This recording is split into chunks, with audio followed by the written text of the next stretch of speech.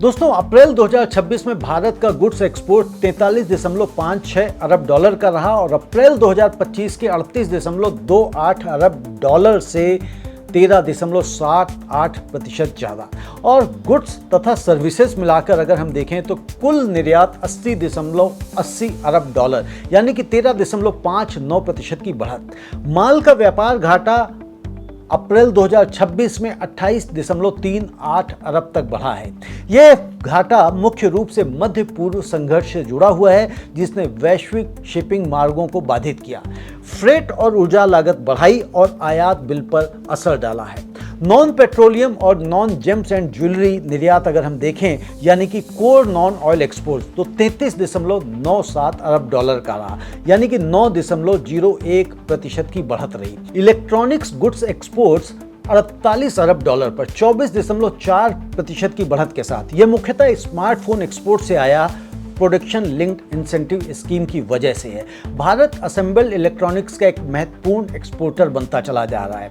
दोस्तों, 15% की बढ़त यह एक अच्छी खबर है, लेकिन इस खबर को पूरी तरह से समझना जरूरी है।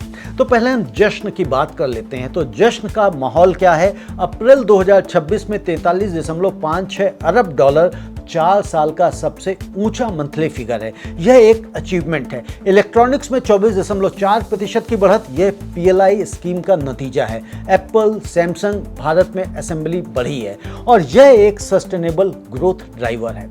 नॉन ऑयल कोर एक्सपोर्ट्स में अगर हम देखें तो यहाँ पे 9% की बढ़त है।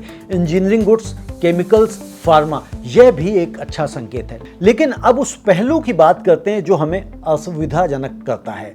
तो गुड्स इंपोर्ट अप्रैल में 71.94 अरब डॉलर यानी कि निर्यात से 28 अरब डॉलर ज्यादा, और यह घाटा 3 महीने का सबसे बड़ा था। क्यों बढ़ा आयात? Crude oil middle east conflict की वजह से ऑयल महंगा, इंडिया को ज्यादा खर्च करना पड़ा। पेट्रोलियम और इलेक्ट्रॉनिक गुड्स के आयात में तेज उछाल आई और मध्य पूर्व संघर्ष के कारण ऊंची ऊर्जा कीमतों ने व्यापार घाटे को और बढ़ाया। यानी ज्यादा हम बेच रहे हैं लेकिन हम ज़्यादा खरीद भी रहे हैं, और खरीदारी का एक बड़ा हिस्सा महंगा क्रूड ऑयल है। Petroleum product exports financial year 2026 में 15% गिरे हैं। ग्लोबल क्रूड प्राइसेस के कम रहने से पर यूनिट रियलाइजेशन कम थी, लेकिन अब क्रूड महंगा है तो पेट्रोलियम एक्सपोर्ट्स की वैल्यू बढ़ेगी, लेकिन साथ में इंपोर्ट बिल भी बढ़ेगा। यानी यह एक ऑयल ड्रिवन ट्रेड स्टोरी है। पेट्रोलियम एक्सपोर्ट बढ़ा तो एक्सपोर्ट नंबर अच्छा दिखा, लेकिन उसी ऑयल को इंपोर्ट करना महंगा हो गया। यह सस्टेनेबल नहीं है। सस्टेनेबल ग्रोथ वो होती है जो इलेक्ट्रॉनिक्स जैसे सेक्टर से आए, जहां वैल्यू एडिशन है, मैन्युफैक्चरिंग है, जॉब्स हैं। ऑयल री एक्सपोर्ट एक पास थ्रू बिजनेस है। और ट्रेड डेफिसिट का सवाल, तो 28.38 अरब डॉलर का मंथली डेफिसिट है, यानी हर महीने हम जितना कमाते हैं उससे 28 अरब डॉलर ज़्यादा खर्च करते हैं। यह करंट अकाउंट पर दबाव बनाता है, रुपये पर दबाव बनाता है। तो दोस्तों, 15% की बढ़त खुशी के लायक है, लेकिन इस बढ़त की जड़ें जांचनी होंगी। इलेक्ट्रॉनिक्स सस्टेनेबल है, इसे और हमें बढ़ाना चाहिए। पेट्रोलियम वोलेटाइल है। ऑयल महंगा रहा तो एक्सपोर्ट वैल्यू ऊपर, लेकिन इंपोर्ट बिल भी ऊपर।